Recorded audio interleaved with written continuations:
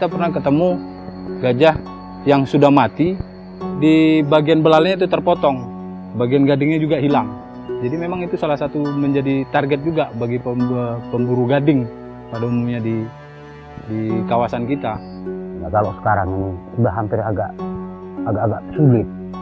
Nah, kadang kita melakukan smart patrol itu yang 10 hari, kadang bisa kita melihat rusa itu hanya 2 kali. Kalau dulu kita patroli mungkin setiap hari kita masuk hutan, paling tidak kita menemukan jejak baru.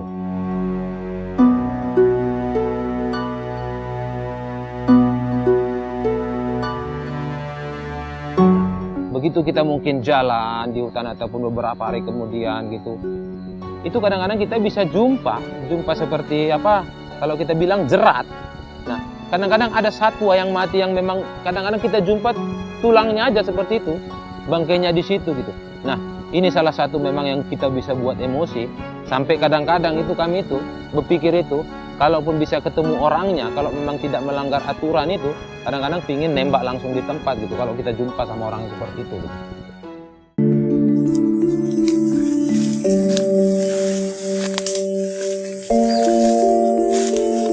Bang, ada jerat bang. Pemburu ini biasanya itu kalau melakukan aktivitas ke dalam itu, jadi untuk memasang jerat itu dia mungkin bisa sampai 50, bisa lebih juga gitu. Nah, jadi tidak hanya istilahnya hanya beberapa biji ya, tidak hanya 2, itu bisa mencapai 50-an gitu. Contoh dia berburu perangkong ataupun berburu, kita buatlah dulu harimau itu tadi. Nah, dengan sendirinya dia bawa peralatan senjata, nah dia itu juga bawa ini tadi jerat gitu. Jadi kalau kita bilang itu sambilan dia berburu, sambilan dia untuk menjerat juga. Jadi bisa dapat seperti rusa, harimau, apa yang bisa didapat di dalam jerat itu gitu. Apabila mungkin harimau itu terkena jerat, itu kan masih posisi hidup. Dia pasti menembak dulu ini satwa harimau ini gitu. Nah, selesainya itu pasti otomatis itu biasanya pasti kulit, ataupun bisa mengambil kulit ataupun tulang belulang.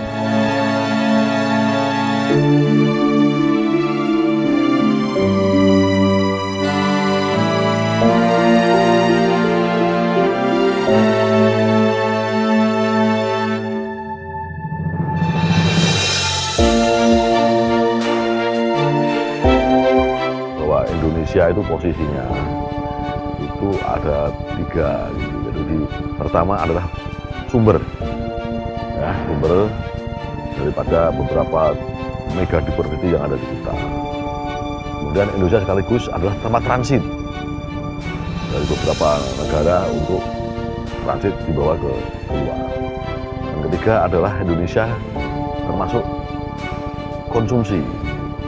Biasanya sekarang ini kan pelabuhan-pelabuhan resmi ini kan semakin ketat.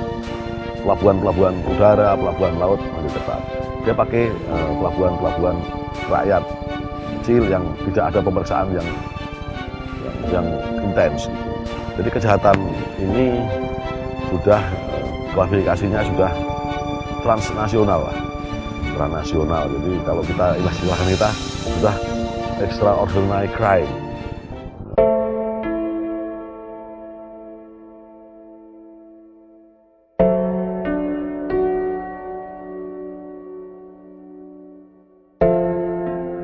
Kekuatan petugas menurut saya yang saya lihat tidak cukup untuk menghalau semuanya.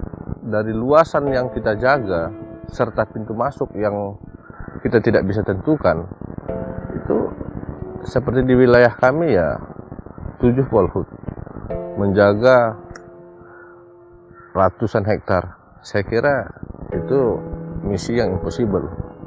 Terkait dengan fotografinya ini kan tidak flat gitu, tidak ada yang rata gitu. Jadi itu kebanyakan berbukit.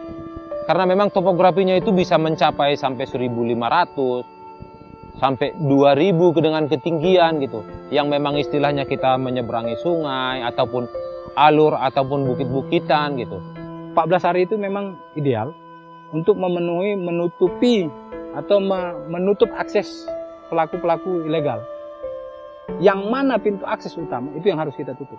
Itu tujuan kita, mematikan akses daripada pelaku-pelaku aktivitas ilegal.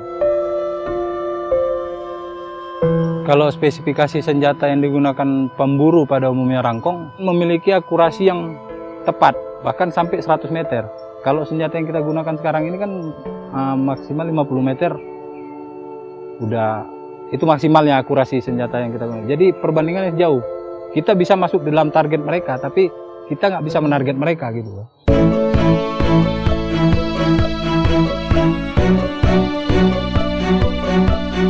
Yang melakukan perburuan di kawasan itu, apalagi dengan menggunakan senjata api, ketika mereka bertemu dengan petugas di lapangan, hanya dua pilihan mereka, lari atau melawan. Pemburu sama kita, sama petugas itu tidak ada kompromi.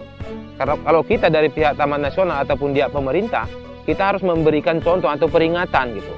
Nah mungkin begitu kita ngasih peringatan, orang itu tidak mengindahkan peringatan, dia langsung tembak kita gitu. Istilahnya dengan menggunakan metode hukum rimba lah. Siapa yang kuat, dia yang menang. Kalau memang setiap apa yang kita lakukan atau kejadian di hutan kita ceritakan, sudah pasti. Pasti keluarga menolak kita, iya, udah, tidak usah lakukan lagi pekerjaan itu. Kita kan menjaga bagaimana supaya mungkin anak-anak cucu kita ke depan itu bisa masih menikmati ataupun melihat ke depan terkait dengan satwa ini.